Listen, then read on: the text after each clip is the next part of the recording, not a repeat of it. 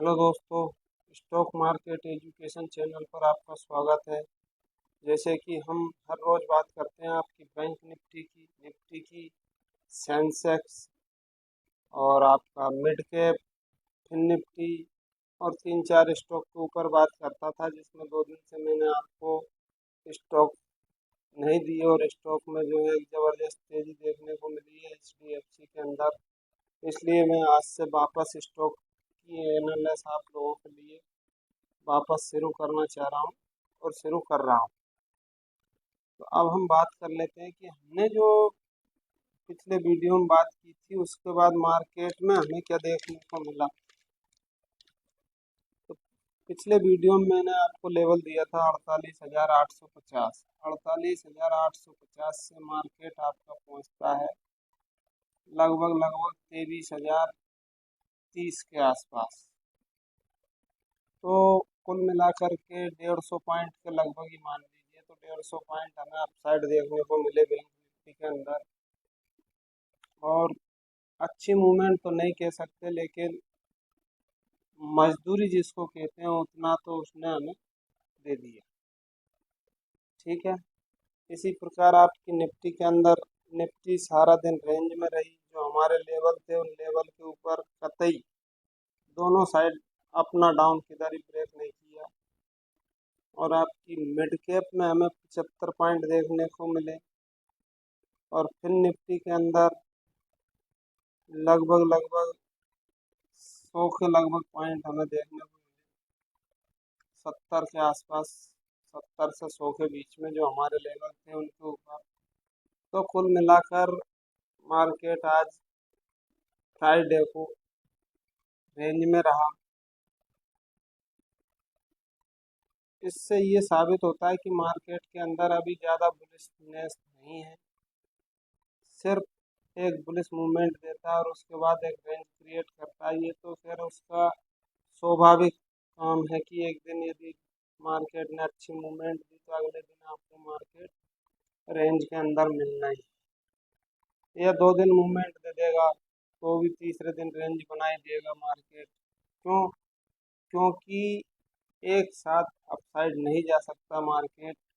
एक range create करेगा, उसके बाद यदि रेंज का ब्रेकआउट आता है तो फिर अपसाइड या डाउन साइड फिर हमको एक मूवमेंट देखने को मिल सकती है। इस प्रकार के खेल मार्केट के अंदर चलते रहते हैं और उसी के आधार पर हम लोग ट्रेडिंग करते हैं।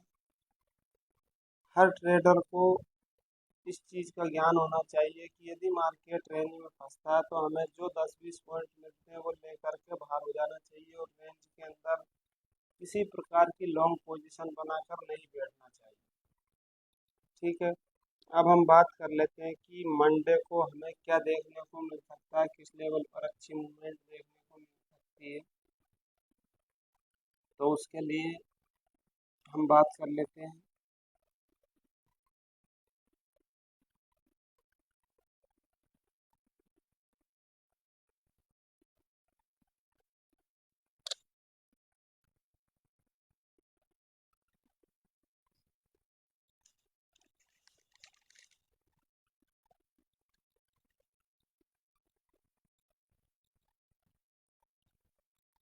मंडे को हमारा बैंक निफ्टी के अंदर जो लेवल रहेगा वो रहेगा 23,030 अपसाइड के लिए। और ये तो निफ्टी का चार्ट। चलिए हम बैंक निफ्टी का चार्ट लगाएंगे।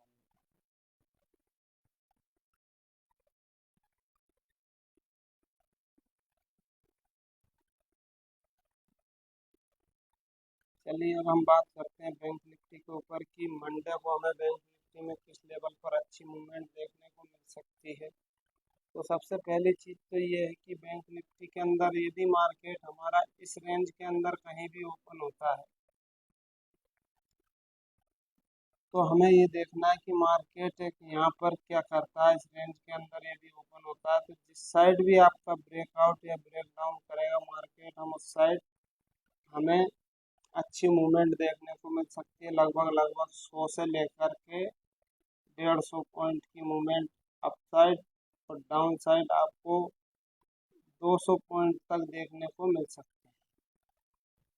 ये रेंज है, रेंज आप नोट कर लीजिए। तो अप साइड के लिए हमारा जो लेवल है वो है 49,090, और डाउन साइड का जो हमारा लेवल है 48,800। ये आपका अप साइड का लेवल हो जाता है, ये आपका डाउन साइड का लेवल हो जाता है। यदि इन दोनों लेवल के बीच में यदि मार्केट ओपन होता है, ओपन होने के बाद जिस साइड भी आपकी ब्रेकआउट करेगा मार्केट, उस साइड आपको 100 से लेकर 150 पॉइंट की एक ज़बरदस्त मूवमेंट देखने को मिलेगी। ठीक है, ये आपकी बात हो गई रेंज की। अब हम बात कर लेते हैं लेवल। यदि मान लीजिए कि अप साइड आपका ये लेवल ब्रेक होता है 49,090, इसके बाद जो नेक्स्ट लेवल हमें देखने को मिलेगा वो रहेगा 49,210। इसके बाद 49,340, 49,500 तक की मूवमेंट हमें अप साइड देखने को मिल सकती है। यदि 49,090 को ऊपर मार्केट सस्टेन होता है तो फिर हमारा जो नेक्स्ट लेवल है वहाँ तक जाएगा। उसके ऊपर सस्टेन होता है तो अगले लेवल तक जाएगा। अगले लेवल के ऊपर यदि सस्टेन होता है तो 49,500 तक जा सकता है। अब हम बात कर लेते हैं डाउन साइड की। तो डाउन साइड हमारा जो लेवल है वो है 48,800, 48,800 के नीचे यदि आपकी बैंक निफ्टी सस्टेन होती है तो फिर जो हमारा नेक्स्ट लेवल रहेगा वो रहेगा 48,680,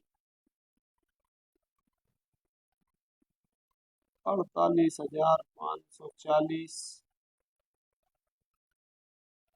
48,480।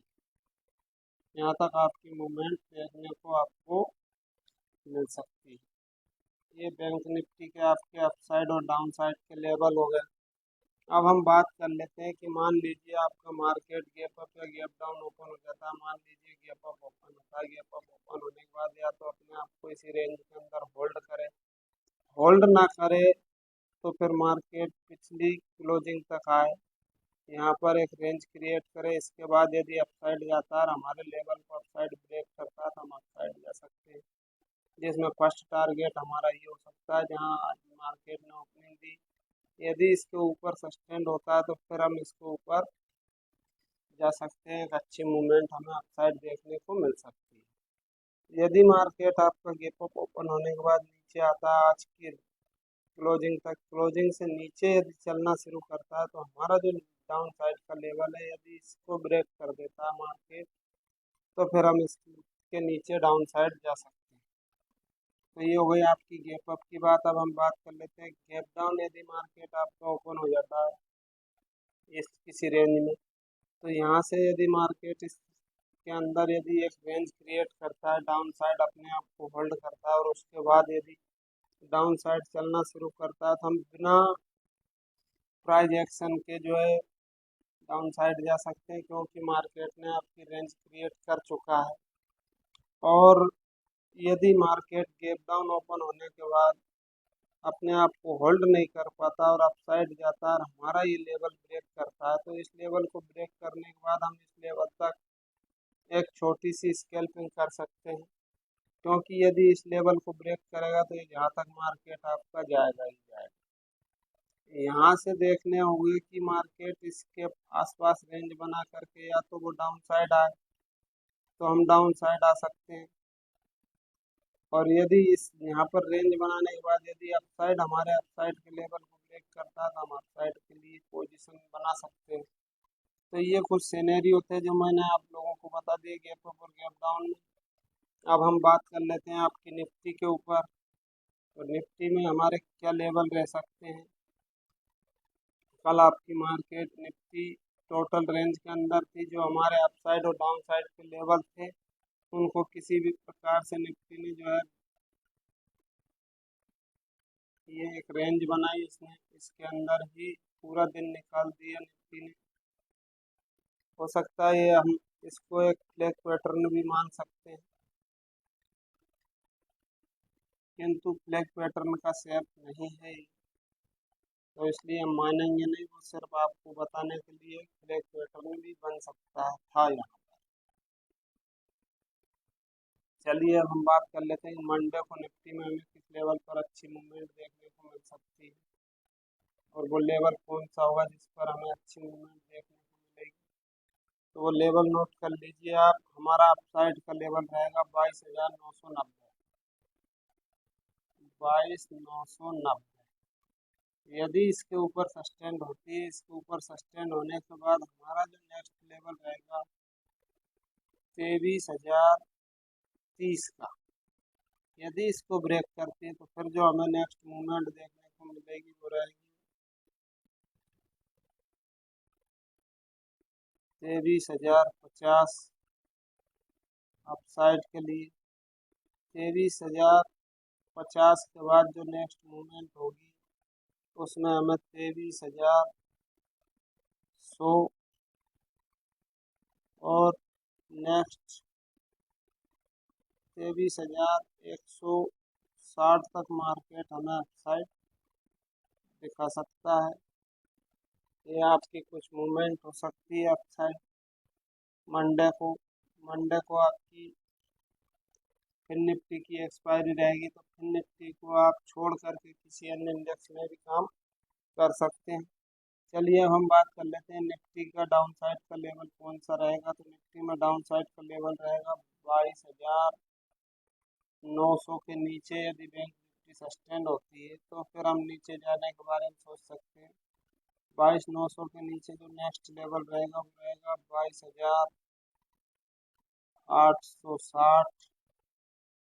इसके बाद 22,830 और लास्ट जो लेवल रहेगा 22,800 तक आपको निफ्टी डाउन साइड जाती हुई दिख सकती है। ये 100 पॉइंट की मूवमेंट है, यदि मिलती है तो हम इसको कैप्चर कर सकते हैं, नहीं मिलती है तो कोई बात नहीं। ज़्यादा नीचे जाने के बारे में अभी अपन फिलहाल सोच नहीं सकते। ठीक है, ये आपकी निफ्टी की बात हो गई। यदि गैप अप और गैप डाउन की स्थिति बनती है तो आपको जिस प्रकार मैंने बैंक निफ्टी के अंदर समझाया है उसी फॉर्मूले को आप इसके अंदर भी अप्लाई करके और अपना प्रॉफिट बना सकते हैं, ट्रेड ले सकते हैं। सिर्फ पेपर ट्रेड के लिए कहूँगा मैं, जिससे आपकी एजुकेशन डेवलप हो और आप लोग इसके अंदर वर्क कर सकें। चलिए अब हम बात कर लेते हैं आपके मिड कैप के ऊपर।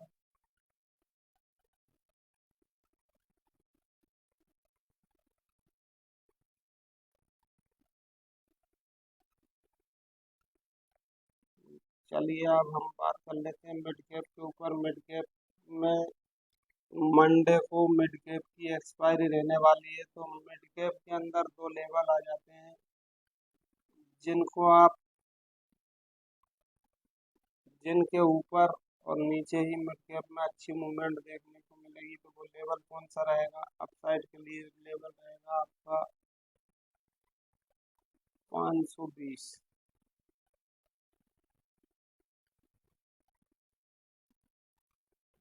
और डाउन साइड के लिए आपका लेवल रहेगा 11,000।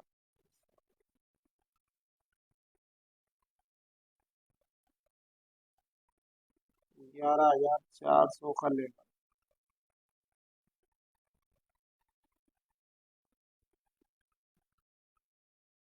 11,400 का लेवल। तो अपसाइड के लिए आपके लिए ये लेवल हो जाता है 11,520 और डाउन साइड के लिए आपका ये लेवल हो जाता है 11,400। इसके नीचे यदि सस्टेंड होती है तो 50 से लेकर के 70 पॉइंट तक आपको देखने को मिल सकते हैं डाउन साइड। यदि ये लेवल ब्रेक होता है तो लगभग लगभग 40 से लेकर के आपको 60 पॉइंट देखने को मिल सकते हैं अपसाइड। ठीक है, ये आपकी मिड कैप की बात हो गई। इसके बीच में हमें कुछ करना नहीं है, यदि कुछ करना है तो स्कैल्पिंग कर सकते हैं आप, वरना अच्छी मूवमेंट इन दोनों लेवल के ऊपर ही मिलेगी, वरना मार्केट आपका पूरा दिन साइडवेज रह सकता है, जैसा हर रोज देखने को मिलता है। जिस इंडेक्स की एक्सपायरी होती है उस इंडेक्स में किसी प्रकार की कोई मूवमेंट देखने को नहीं मिलती। ठीक है, ये आपकी मिड कैप की बात हो गई। अब हम बात कर लेते हैं आपकी फिन निफ्टी के ऊपर। तो इसी चार्ट पर बात कर लेते हैं, क्योंकि चार्ट बार बार बदलने में काफ़ी टाइम लगता है और वीडियो की लेंथ बड़ी हो जाती है। चलिए, फिन निफ्टी का आप लेवल नोट करिए। फिन निफ्टी में हमारा अपसाइड का लेवल रहेगा 21,890 अपसाइड के लिए। डाउन साइड के लिए लेवल रहेगा 21,780। ये दोनों लेवल हैं। यदि इसके ऊपर निकलती है तो आप 40-50 पॉइंट के लिए अपसाइड जा सकते हो, इसके नीचे निकलती है तो आपके लिए 50 पॉइंट तक डाउन साइड देखने को मिल सकता है। ठीक है, ये आपकी फिन निफ्टी की बात हो गई। अब हम जो इंडेक्स जो स्टॉक हैं आपके उनके ऊपर थोड़ी सी चर्चा कर लेते हैं। सिर्फ 3 स्टॉक के बारे में बात करेंगे, चौथे को हमने छोड़ दिया है। तो पहला स्टॉक है आपका HDFC।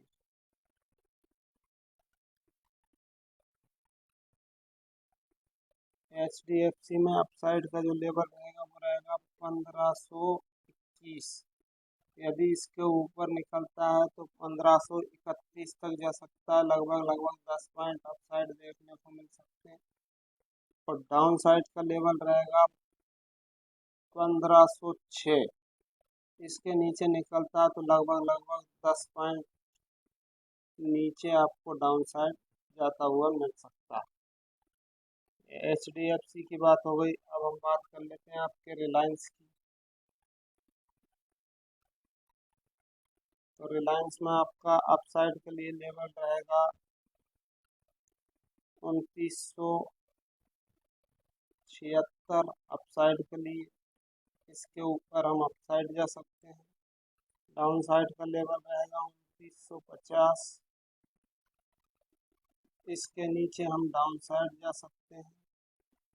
ये आपकी रिलायंस की बात हो गई। अब हम बात कर लेते हैं आपकी SBI की। SBI की तो SBI में आपका अपसाइड का जो लेवल रहेगा वो रहेगा 835 अपसाइड के लिए। और डाउन साइड के लिए लेवल रहेगा 825। इसके नीचे आप डाउन साइड जा सकते हैं, इसके ऊपर आप अप साइड जा सकते हैं। स्टॉक के अंदर यदि आपका 2 पॉइंट 3 पॉइंट भी स्टॉक यदि बढ़ जाता है तो आपको अच्छा प्रॉफिट देखने को मिलता है। और स्टॉक के अंदर ज़्यादा लॉस देखने को नहीं मिलता है। इंडेक्स के अंदर लॉस देखने को मिलता है, इसलिए मैं स्टॉक देता हूँ ताकि जो लोग इंडेक्स के अंदर काम करना नहीं जानते हैं वो स्टॉक के अंदर कर सकें और सीख सकें मार्केट। ठीक है, आज का वीडियो यही तक था। कल फिर मिलते हैं एक नए वीडियो में। तब तक के लिए जय हिंद, जय भारत।